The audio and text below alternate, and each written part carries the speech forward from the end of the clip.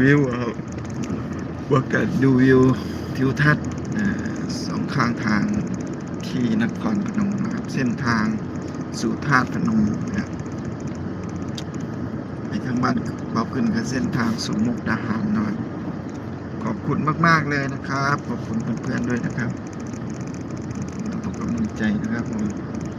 สวัสดีทักทายทุกท่านนะครับผม